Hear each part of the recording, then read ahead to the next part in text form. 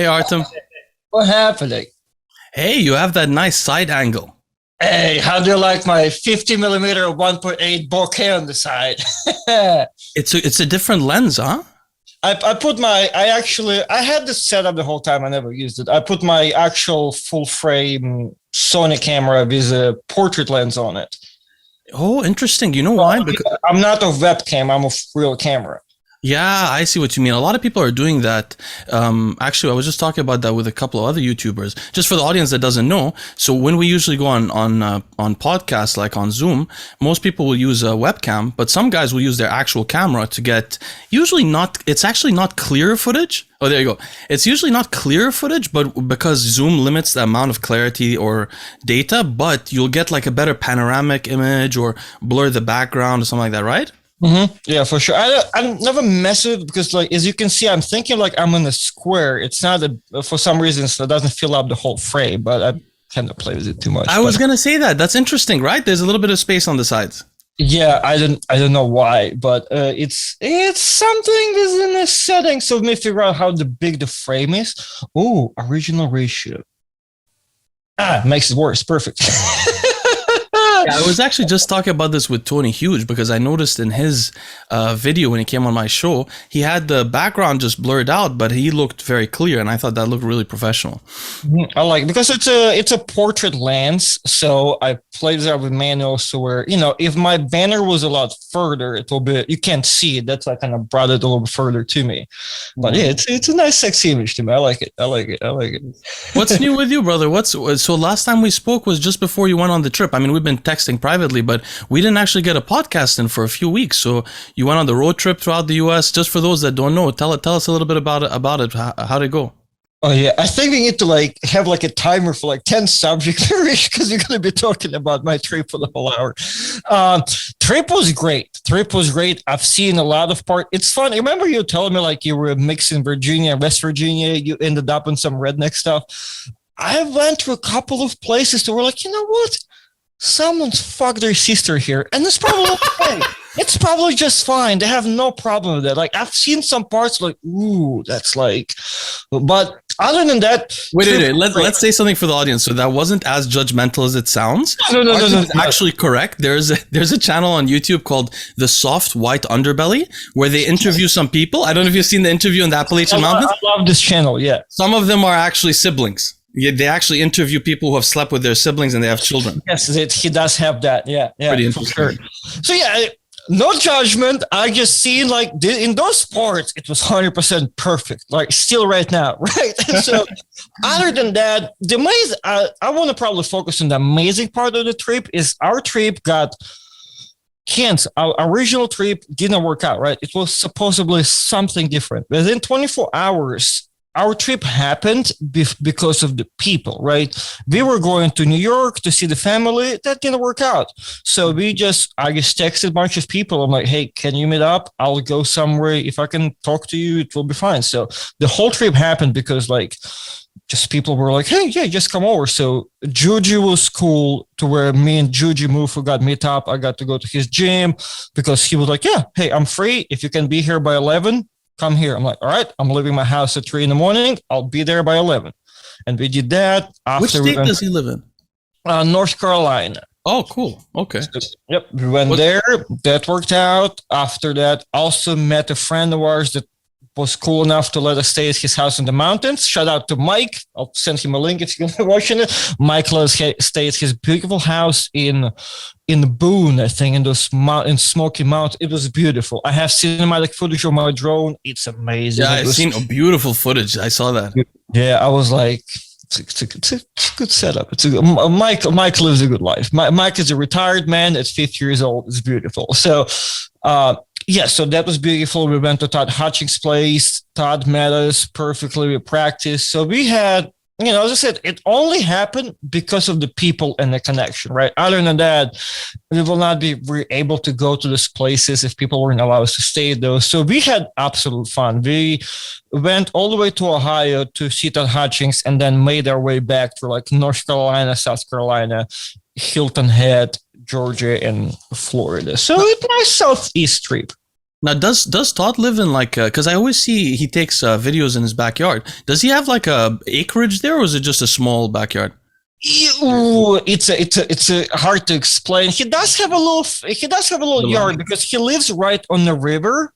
Yeah, so it's kind of like, it's in the middle of nowhere in Lowell, Ohio. So it's kind of, there's a river, there's a little bit of property. So you go out there, you shoot guns. You have that room. It's not a big property, but he does have a little bit of land, a house, a garage. He's all set up. He's been there for a while. So yeah, he has a nice little private setup. He has he's building his own dock right now, so he can put his boat. He's such a typical man. And I'm like, what's up with the dock? Like, how's the list of priorities got to the dock? He's like, well, I wanted the boat. I'm like, if you want a boat, nowhere to put, need to build a dock. So, he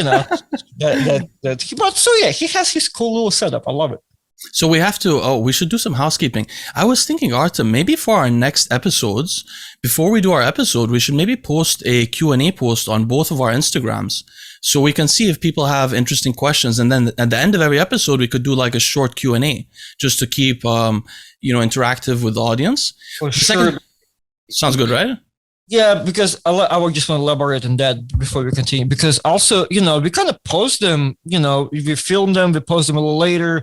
People do ask those questions and probably we never really come back to them. And comments under your videos are always amazing, right? So there's definitely something to reply and maybe let them know ahead. Like, hey, we're going to be filming this. For sure. So maybe what we should do is let the audience know. What we'll do is every time we record a new podcast, I'll go back to the old full podcast episode. If there's a clip, I won't look at those, but the full podcast, I'll go through. If you guys have any questions, I'll note them down. And then we'll also make a post on my Instagram, maybe on yours too, Artem, and we can look through the questions and pick some interesting questions each time. Second thing I want to mention real quick is we wanted to get Pradeep from Arm Wrestling News on today, but we're recording a little bit early. And in India, his time, it's too early in the morning, so he couldn't make it. But hopefully we'll get him on next time. I really think it'll be fun to chat with him. Oh yeah, for sure. The only problem is asking questions. We already picking up like a couple of subjects, but we always fail to talk about them. So no, we'll talk about some cool subjects today. But before, it's great. We have a lot of footage to be made. It's just so much, right?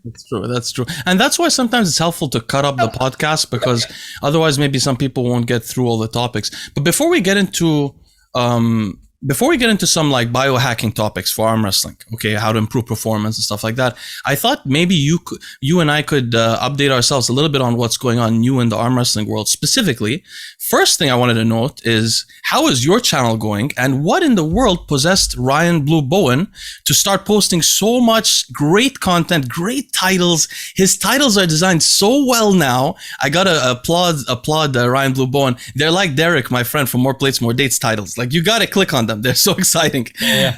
What inspired his push right now? And is everybody pushing? How's it going? So it's you as a guy that understands YouTube, respects the idea and loves it, right? I see it, I feel it. You're saying that I'm on the same page. People in our community start hating Ryan a lot more. Ryan raised 144% after the titles, right? It's hard to explain to arm wrestling audience that like those titles, you need to grow a channel. Like, people want to see an actual title. Arm wrestlers want to see, whatever it is, like Devin Lariat. They want to know what the information. Yeah, right. Yeah, but it's hard to understand and explain to those people. Like, it's not because like maybe we don't want to those type. Maybe we want to have a clear message, but that's not what gets the clicks. That's not what gets the paid. That's like it's kind of like you're burning yourself a lot. But those titles, I think Ryan. I don't know who told Ryan or whatnot, but I think he figured it out. He found a couple of clicks and ways to improve the entire thing, and he been killing the titles. He made the goal to reach I forgot what it was, 1 million views within a month ratio, and I guess he was never there. Mm-hmm. And I think he hit that, and he probably quit a lot faster than he was thinking.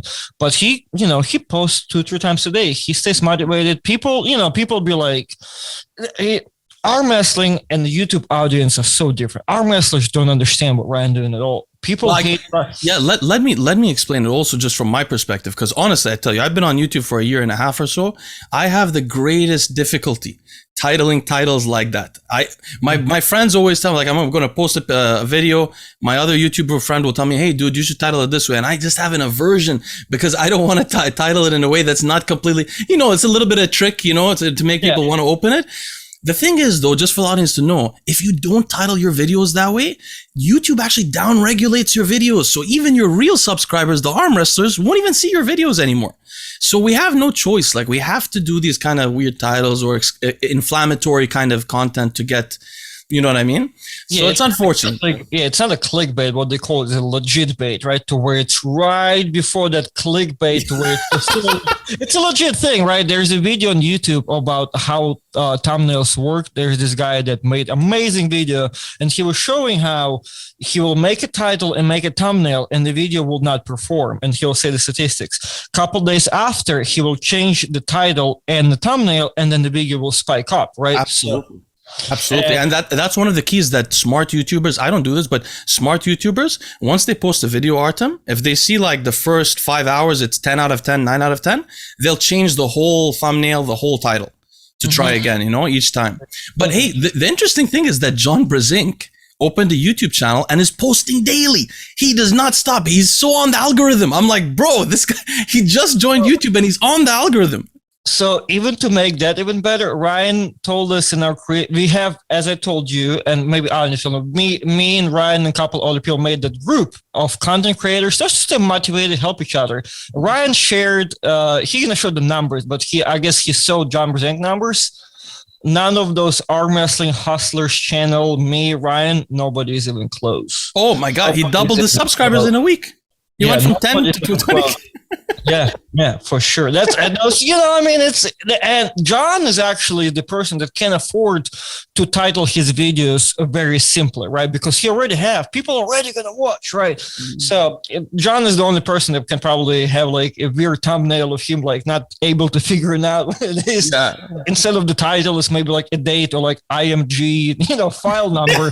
And it'll still get 100,000 views because, he's already made his name as a professional arm wrestler. But the smart thing about it is most of the times he makes a video, he makes a new topic. Like it's a short, small topic, talks about, for example, an ex-arm wrestler from back in the day or something. But it's like you follow along every day. You want to check in with him. That's the key to get the... Well, he's like he's a walking encyclopedia of the sport and stuff. And he was never that, and he was never a YouTube guy, right? It's kind of interesting that he is there. That's also probably another thanks to Ryan. Ryan was the only person that actually pushed all these high-level guys by sending them cameras and all this stuff to do. I don't know if you know that, but Ryan started out by like trying to hire all of us under pound for pound and send everybody a camera. Everybody that's high-level arm wrestler got A6500 or whatever, so they can make content for Ryan. Todd Hutchings, John Brzenk, everybody got something. Like I've chosen different path. I've gotten help from Ryan too. So Ryan was doing that. And a lot of Ryan's such a great salesman. A lot of people, I was telling, everybody was telling those guys for years, like, like Travis Bajan, why don't you have a YouTube channel? You're such an entertaining person. You're losing money, right? But he's so lazy, he doesn't want to do it. Ryan somehow sold him an idea to what Travis was like, he had like that one day in him, but so Ryan was able to do that. So now who is this? Because John Brzenk just fought a second match comeback, which is Dmitry Kachan. I never knew about him before. Can you give us a bit of background about Dmitry? Dmitry is from, I believe, southern Siberia, Russia, originally, if I'm correct. I believe he have placed. I don't think he won, but I know he placed pretty high at either WEF or EAF, which is European or World Tournament. So either one of those, and a heavy class, like maybe 220 or something. So he not always, but he been good. He achieved pretty good levels before he moved to America, and I guess new lifestyle. He's kind of doesn't travel too much. So I think that's the first time. I actually did a breakdown yesterday on my channel about John and Dmitry's match. That's probably the first time that Dmitry's he got put on the map, right? If you're gonna know about Dmitry, now you know. Not this perfect time. I don't think you're gonna do anything with it because he probably have a regular job and he doesn't have to. But at least now people are aware. There's this guy that lives in Texas and he is killing people, or he's able to kill people, right? Maybe at least it'll motivate him to travel around, states naturally. Who's next for John, though? I mean, just for those that don't know, it was a 3-round match and John won, but Dmitry held his own and it was a little bit difficult for John. Very interesting match. Dmitry did great. The pronation, the size that, Chance showed up, beat like 300 pounds, huge and all that. Dmitry showed up looking all normal and like doing it. It was amazing to watch. The next thing for John Brzenk is he's pulling a Paul Linn. Oh, yeah. Somewhere, I think in the same term in West Virginia at the Travis's place in a couple of weeks, like October 23rd, I believe. Now, most people say that Paul is not as powerful maybe as Chance. So it should be a bit of an easier match maybe for him? It just like, I guess like Paul was just given an opportunity and how do you turn it down? No, of course. He'll try his best. Paul is a warrior for sure. He might even do something more crazier than the other guys, even though he's... In my opinion, he's leveled down from Dmitry and Chance as far as the power goes. But he was given an opportunity, and he will fight it. He'll probably fight it more than Chance, but I don't think he has more power than Chance. But now, what about so for those that don't know, Neil Pickup's Arm Wars series happened again. How many years, by the way, has it been since there was an Arm Wars? It's been a while, right? I don't know. Like 7 years, right? Yeah, Neil does them funny because Neil doesn't post them. Neil films them and posts them after. So I don't know how it all works out and how many there actually are. Because he'll post something, you're like, oh, when does this match happen? Because some of them you're not allowed to announce the way especially back in the days, you were not allowed to like post your matches. Nobody had footage of some matches. I know there's some people competed at those things and like, so I don't know what last time it happened because he might do them on a smaller level over there in England. Now, I don't think we should spend too much time reviewing all of the matches because it's too much. But I really do want to get your opinion on the Sasho versus RVJ match. Well, see, there's no footage though. There's no full. Footage. It's out. No, it's out. 11 hours ago they put the full footage out. Yeah. Well, okay. So we'll wait for you to see it. I've seen one round. I've seen the first round, right? Yeah. Yeah, I cannot judge by people's opinion because somebody said that RVJ got destroyed. I'll just give you a slight spoiler. Interesting. Second round, RVJ did try to hold him from getting in the strap. Almost succeeded. When he got out, it was questionable. They could have called a foul from the way he got out of the strap. But other than that, it was pretty consistent. Toward the end, he was doing it without the strap. I've heard at some points Sasho in like top roll RBJ because you could. Yeah. But I think he top rolled him once if I remember correctly. I don't know. See, I'll have to watch this. We'll discuss it next time when you watch it. But I mean, it's a very interesting subject because when I saw it, I was like, wow. I've seen Sasho before, but I never realized how compact the guy is. Like he is wide. He's like a little turtle. Yeah, he's like a wide back looking motherfucker. You know what I'm saying? Yeah, he's so wide and dense. Yeah, what an interesting character. I think his background is wrestling, Greco-Roman wrestling, really. Yeah, so and he looks like his back is all wide and stuff. That's his background prior to arm wrestling. It's just interesting because it's sad because I know Rob doesn't train consistently. Like he really doesn't. Me too. Like Sasha's like younger than me, I think. Oh, is he really? Yeah, thank you. Oh, my age. Wow. No, but one thing is that Rob doesn't train consistently. It's just sad because you have a guy like a Bulgarian who's training 2 times a day, and Rob is going probably weeks sometimes. I bet you not training because of how he is. And then the second thing is, bro, I don't think there's anybody on earth that I know about that has a 20-inch arm naturally. Look at Rob on the stage. His arm is 20 freaking inches solid.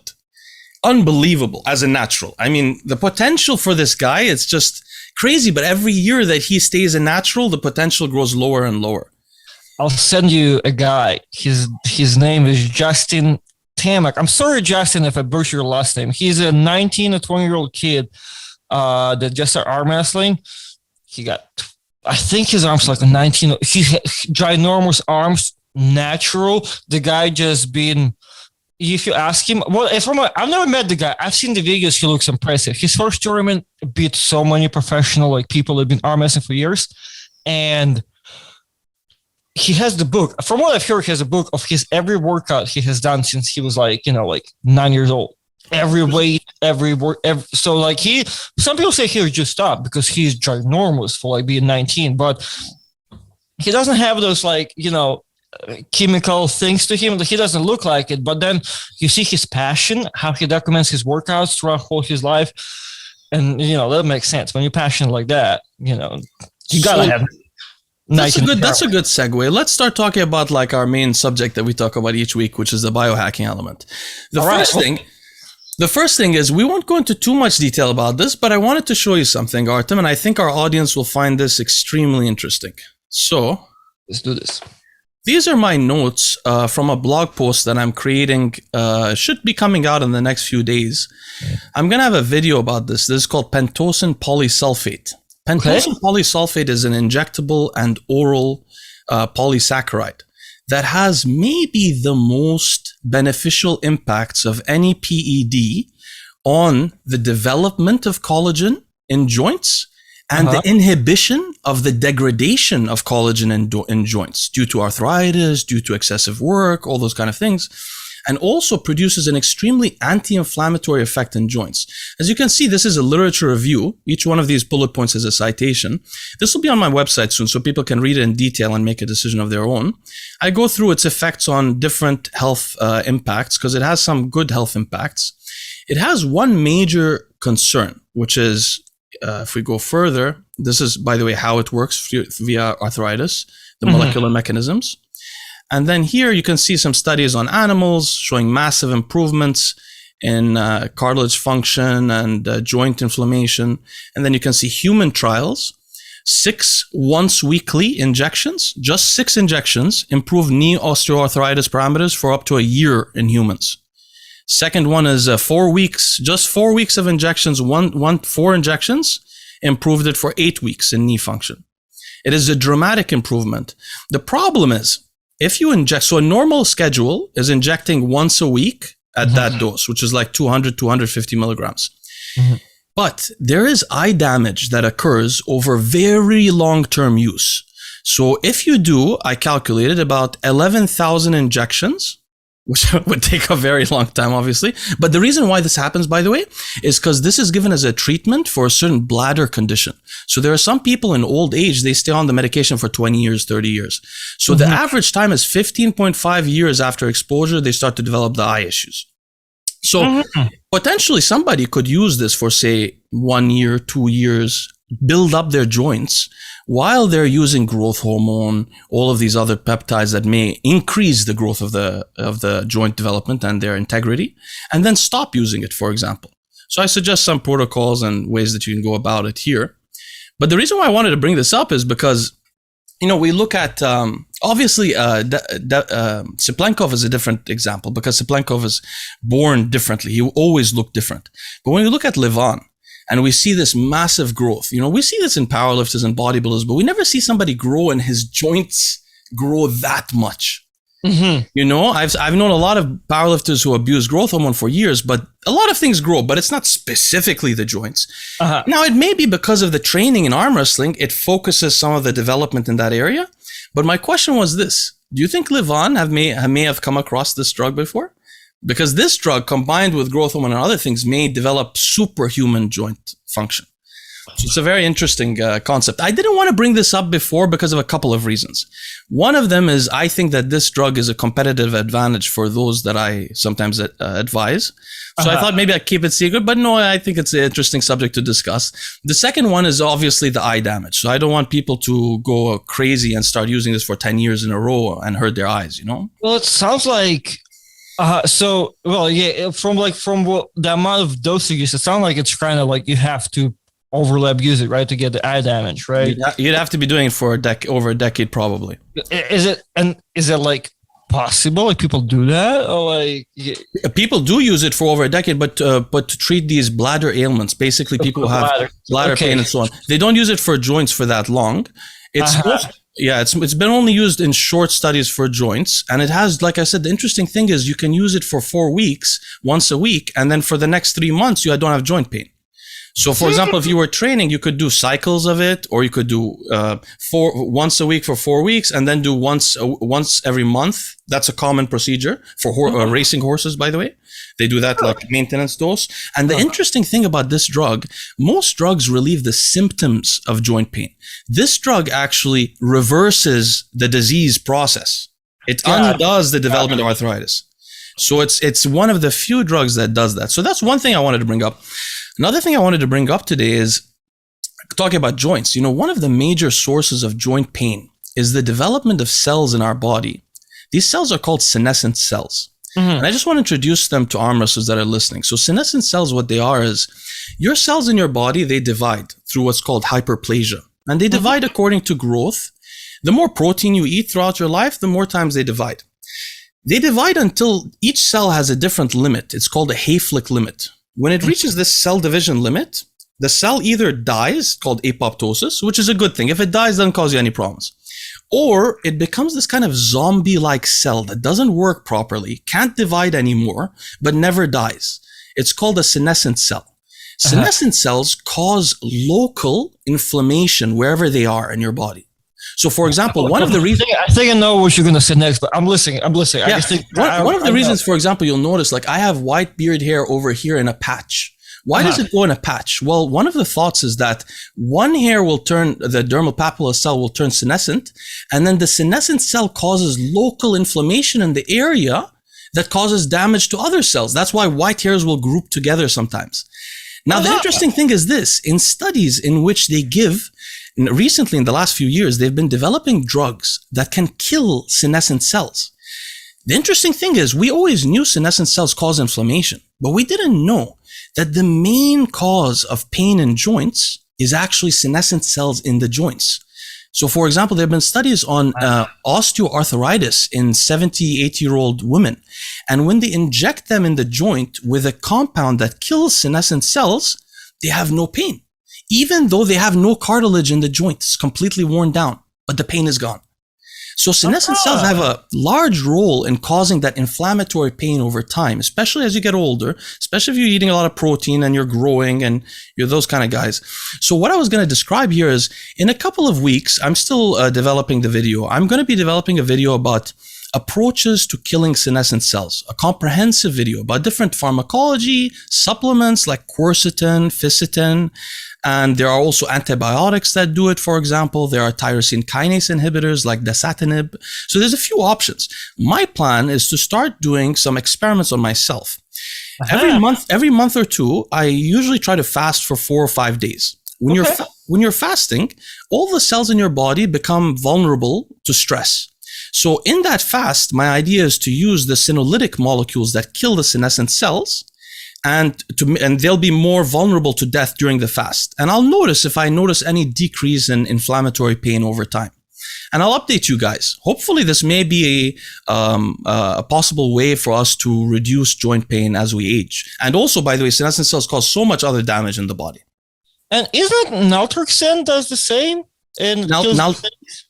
Naltrexone, which is an opioid receptor antagonist, doesn't attack senescent cells. What it does is increase the availability of the endorphin, the opioid receptor, which our endorphins bind to reduce pain. So when you block naltrexone, when you use naltrexone at a low dose, 5 to 10 milligrams a day, you upregulate the endorphin receptor so you feel less pain. Also, though, you improve your immune system's function so that it attacks your body less. But here, listen to this, Artem. So here, with the senescent cell, it's not your immune system centrally that's attacking it. It's the senescent cell causing a local inflammation, paracrine or autocrine kind of inflammation. So a little bit different, but both of them very valuable tools potentially. Can you combine those? Absolutely. I mean, so I use naltrexone very often. I don't think naltrexone would make the senolytic protocol particularly more effective acutely, but I think you'd use naltrexone generally, and then sometimes you'd use a senolytic thing to try to kill away some of those cells over time. Now, just for those that don't know, this is also something that people interested in living longer are doing also. So it's generally thought to be a healthy thing, you know? Therefore, longevity. Yeah. Absolutely. The other side. Oh, go ahead. I just had a question where you said while we're on that subject. So what you said interesting is I'm saying it doesn't matter if you like basically have a bunch of cartilage build up, as long as the cells are dead, you will still feel better and it'll help you. So what I was saying, yeah, it doesn't matter if your cartilage are completely destroyed. The pain is coming mainly, apparently, from the senescent cells, not from the actual bone on bone.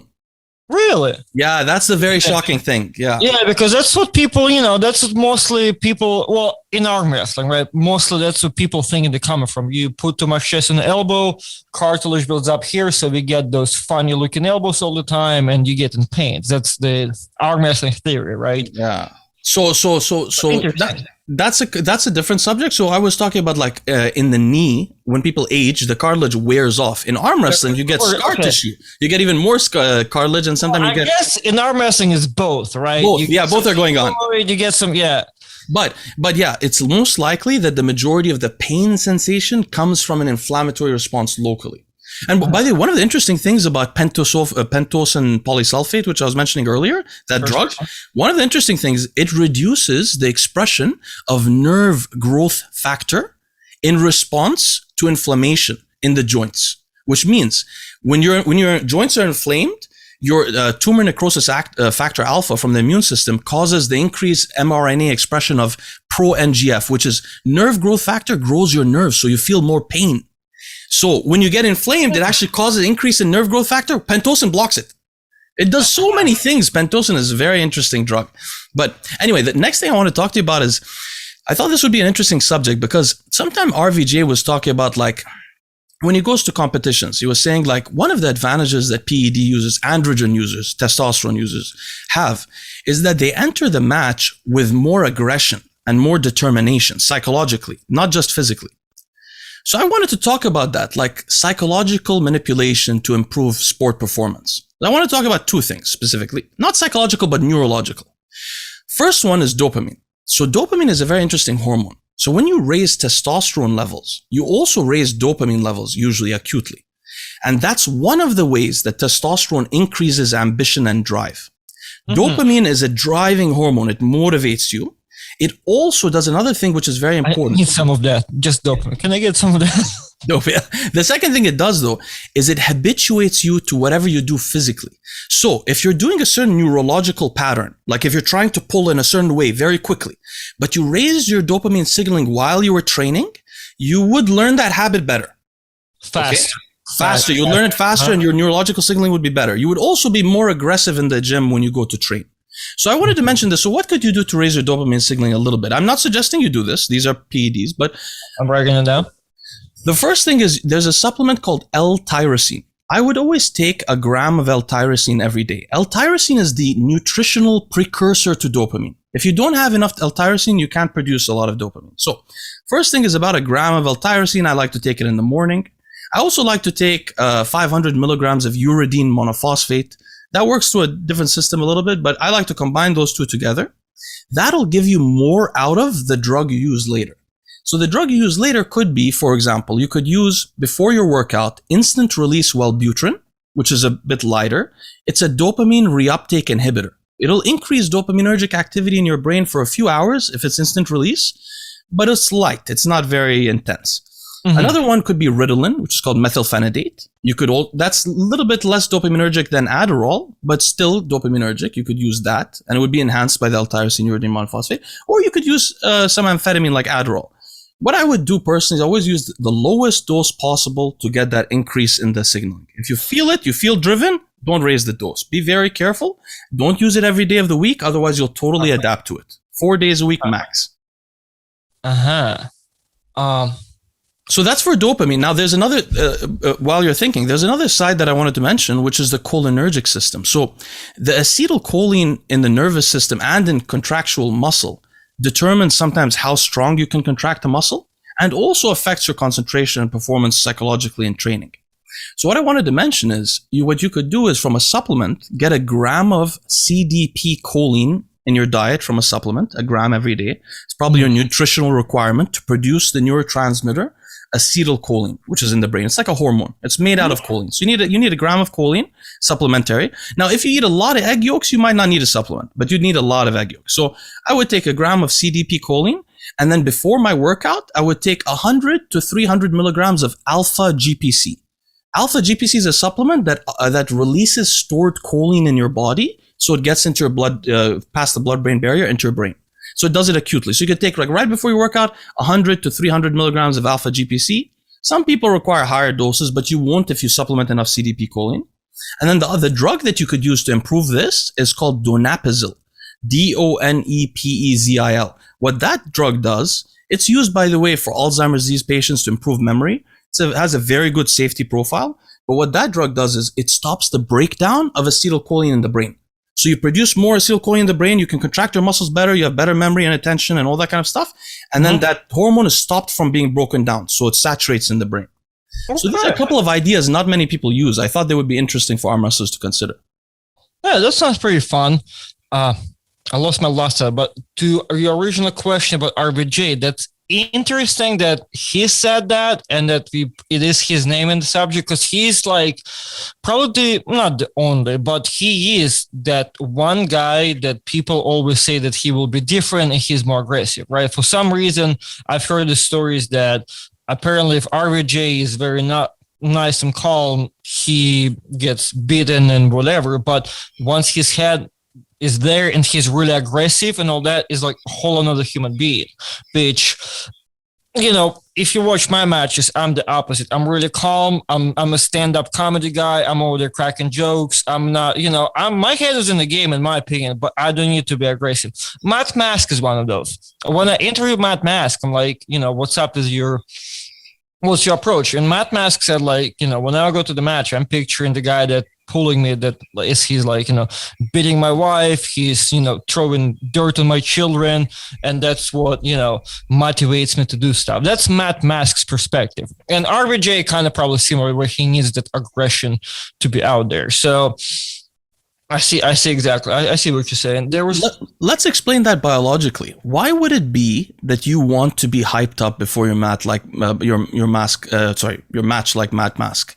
The reason is this: when you increase adrenaline levels in the body, you guys know what adrenaline is, like speed junkies. If you jump out of an airplane, you get adrenaline. Adrenaline increases what's called CAMP, cyclic adenosine monophosphate, which then increases protein synthesis indirectly. So downstream, just having adrenaline signaling increases neurological firing and protein synthesis. For example, evidence of this is if you look at cattle that are given adrenaline receptor agonists like clenbuterol, they not only lose fat, but they gain muscle just from taking adrenaline. So it makes you stronger acutely and more muscular over time.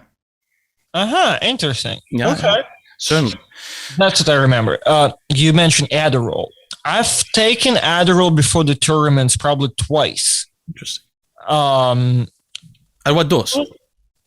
Half a tab. So what is it, a 5? I think the tablets are like 10. If you get it from a pharmacist, I think it's like a 10 maybe? 15. Sometimes they're 15. Depends. 20. Maybe. So it's somewhere, I guess if it's 10 to 15, then maybe I took like 5 to 7.5. And I just remember having a little headacheish after, but prior to my matches, I think both times I did it, I was really reactive on the go, which I'm not sure if that's like, is that what it is? But you should be faster. The fact that you mentioned it makes me interested, because that's something I've tried just for, you know, shit and giggles. It's not Artem and longevity. It's Artem tries shit. Right? So with that bit, I would like to hear what you have to say. Like what's the scientific side of it? Because like, should it be more used? Because like I felt a little funny afterwards, but actually, like, you know, my first matches after I've taken, I am overreactive. I am reacting on the So I can tell you 100%. So I reviewed this recently. Remember Joe Rogan made a clip about that gymnast who was not performing in Japan during the Olympics because her Ritalin prescription was not allowed in Japan. In that video, I provided citations to show you guys that there are academic reviews that conclusively show that using, for example, methylphenidate or amphetamines improves performance. It decreases exhaustion in particular, increases optimism, and sometimes can increase speed. Now, if you think about it, what amphetamine does. I remember that day that I took the first time.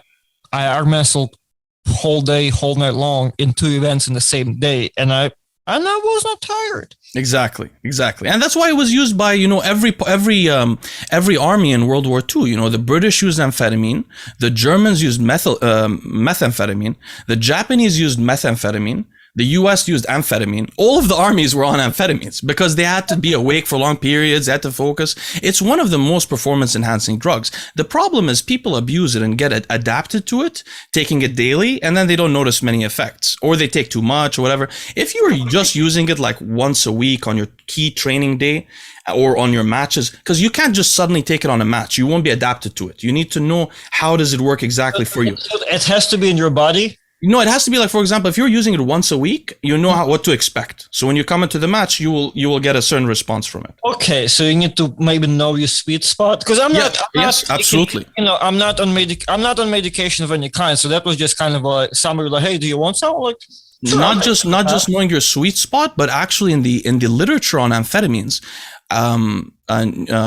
Neuroscience professionals call people who don't use amphetamines, they call them drug naive people. There's a difference in how the brain responds to amphetamine the first, second, third time you take it. By the 10th or 15th time, it stabilizes a bit and you can respond very well. Okay. So what do you say, like, okay, for example, I'm going to arm wrestling tournament, in a couple of weeks, let's say. What's the athlete performance dose? Like, I know you just said there's a sweet spot, but what's the range? Are we talking less than a regular person will take? Yes. What's the athlete? I think it's best used not as a single drug, used in combination with other things. And if you're using things like androgens, where you already have upregulated nervous system signaling and all that, you only just want to use the amphetamine to really localize the dopamine signaling in the brain. So you only need like 5 to 7.5 milligrams or so before the match, something like that. It's a low dose. And personally, if I were you guys, I would try Welbuterine first. And the reason why, it's a lighter drug. If it does it for you, that's good enough. You just want a little bit more dopamine signaling, so you enhance that habituation, enhance that drive, and especially not just on the match days, but in training as well, because it'll increase your drive in training. And over a period of months and months, that could be an incremental effect that your competitors don't have. They get tired. You're not tired, Say it again. What was that name of that drug? That drug is called Welbuterine, Wellbutrin. You said the fast. I heard like clenbuterol. I'm we're taking clen. No. Actually, clen would make people stronger, but clen is a direct adrenaline agonist. I don't think it's I don't think it has a lot of problems with it, because it can cause, basically, people can develop PTSD over time. Too much adrenaline signaling. Plus, it's very hard on the heart. It raises the heart rate too much more than amphetamine does, because it's a direct adrenaline agonist, The final thing I think I wanted to talk to you about, I just wanted to mention briefly, for those arm wrestlers that are on PEDs right now and may have gotten COVID or are worried about clotting because of the COVID. For those that don't know, when you take androgens, you increase your development of red blood cells and you increase your clotting. And one of the big things that people with COVID right now have been getting is these random clots. I just wanted to mention to people there's a drug called heparin, Heparin, low molecular weight heparin. You can ask your doctor about it and potentially go on a little bit of it to lower your risk of clotting with the PEDs after COVID, because and a lot of doctors are open to it. So you can really just ask and potentially save yourself. In addition to fish oil. Fish oil does that very well too, like 10 grams of EPA, but heparin is also a great choice. Okay, interesting. So yeah, I brought 4 topics today. I thought every time we'll bring a few topics so that we can get the discussion going and stuff, and maybe we can get questions about them and continue next time. Well, now that you said that, plus you asked me, your original question earlier was about like if Levan knows about that other drug you mentioned earlier, and that's what's kind of funny about arm wrestling. Arm wrestling and steroids are such a like prohibited subjects. We can't even talk about them like openly or educational, right? So it's kind of like, I don't, I've seen like, I think Saplenkov used to post his cycles on his forum, and they were like nothing out of something I wouldn't know, right? Whatever you're coming out of your mouth right now for past hour, I have no idea what you're talking, except for some, right? Something that we talked about before, right? I have some knowledge, right? Well, I know a little bit of inside stuff about Seplenko. He wasn't using these kind of exotic kind of things that I know about. That's what I'm saying. From what I actually have noticed, and I don't really ask those questions either for people because I feel like, it's impolite. I don't know why people will, there are lots of people always be like, oh yeah, I've asked John Brzenk what he takes, and I'm like, really, I've never, like, I'll be honest, I've been in car with every single top level arm wrestler. I've never asked that question unless it was brought up because, I'm not going into someone's business, and also in arm wrestling it's kind of super prohibited. So I don't know if there are many high level athletes that actually, I'll tell you a secret, Artem. Though I'll tell you a secret, bro. If you look like you're juiced up, arm wrestlers will come up to you secretly and ask you, hey, what do you want? And they'll tell you what they're on. But if they think you're not, if they think like sometimes you look natural, nobody knows if you're taking stuff. So they'll be careful around you. But they used to come up to me and be like, hey, what are you taking? Or like, I'm taking this and that. So I used to hear things sometimes. Yes, I know what you're talking about. You know what I mean? Between each other, they'll say it. Yeah. I know. I've seen it. And, I've heard conversations for sure. I know what you're talking about. I'm definitely not the guy somebody comes to talks, right? I usually have to tell them like, somebody will say something for me like, no, Artem looks great and he is natural. I'm like, whoa. No, I'm not, my man. I'm not 90% of arm wrestlers, but I've also used, right? Like, I'm not everyday type of guy like the rest of the population, I feel like. But you're right. But I think this is going to change, Artem. I think with the opening up of arm wrestling on YouTube, I think people start talking about these things. I mean, look how I'm saying. That's what I'm saying. I wonder, like, what's the way for us? I mean, to be honest, Devin started the discussion with the pancakes. He's the one who brought it up, and now everyone talks about pancakes. It's okay, and that's a good first step, right? And now Michael Todd talks about pancakes too, and Ryan Bowen is talking about a lot of pancakes. So yeah, it's kind of always like, I think it's the same way as I was always saying, like, I'm taking whatever. It's never really like a healthy discussion, right? It's always like a bunch of juiced up dumb monsters. That's what arm wrestlers are for like 99.9%, right? I want them to like, to have you in there, to not particularly have you in there, but just I want more educational stuff. So maybe we are aware, because here's the thing. Here's what's happening in arm wrestling from what I've seen. You see, the brand new guys coming in, they understand that everybody in arm wrestling, there's not a single natural person that's on a high level. So they make a jump of like test and trend. I know every amateur guy is always on test and trend. Like, and is that like, that's not a cycle. Right, Trend is actually a horrible drug for arm wrestlers. One of the worst drugs. That's a go-to. Every amateur arm wrestler test Trend something else. Well, that's what we're trying to do, Artem. To be honest with you, that's what we're trying to do, because I had the same experience when I talk to arm wrestlers about their cycle. I'm like, how are you choosing these compounds, bro? You're just choosing randomly, like. You're not even thinking about it. Like, you're choosing random. Trend, horrible endurance. It screws up your breathing, your endurance a lot. There's so many other options. I mean, unless you're a super heavyweight, you're going to win on your first. And you're in tournaments. You're not even doing a super match. So you're literally, you don't need endurance. Then maybe you're going to think about Trend. If you are ever going to get in any battle, Trend is going to screw up. And I know there are top guys that take a lot of Trend, but they're making a mistake. There are better options, but just they don't think about it. There is like a guy that I know that I don't want to say the name, but he had won bunch of Zloty tours, and his go-to was there's a guy we talked about already in this discussion who's famous for his Trend use, but and he does well with it. That's fine, but it probably wasn't the right choice for him. Probably he could have used another compound, I mean, he looks like he has good endurance, but still there are better options. But that's the point. That's what you're trying to get to, is that it's not a sophisticated approach because it's so hush hush. Nobody's really talking about it, and we're learning things from bodybuilders, probably not from sports, real sports stuff. So we don't know what we're doing. So that's the point of one of the good things. Hopefully we'll have this discussion is we'll try to always touch on two things, some health stuff and then some performance enhancing stuff, and explain why these things are performance enhancing, I have a great subject for the next podcast. It's maybe like we'll pick up top 5.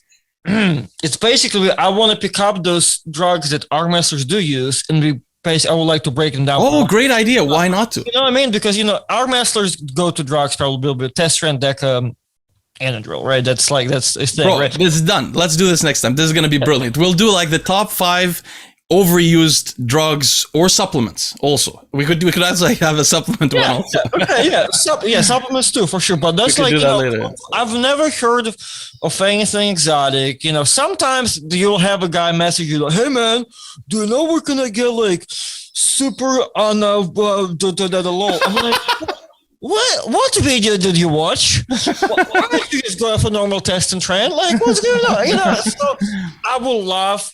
As you said, that's what we're doing. I guess I'm not realizing, but I would love to maybe build some type of community behind it or maybe close community where maybe we can get some of those guys, bigger guys that kind of been on the top to maybe open up. I don't know. Nobody really. We will. I have plans for that. I have plans for that in the future, but I want you to be that guy to let you. I want you to be the Ryan Bowen that Ryan Bowen taught YouTubers.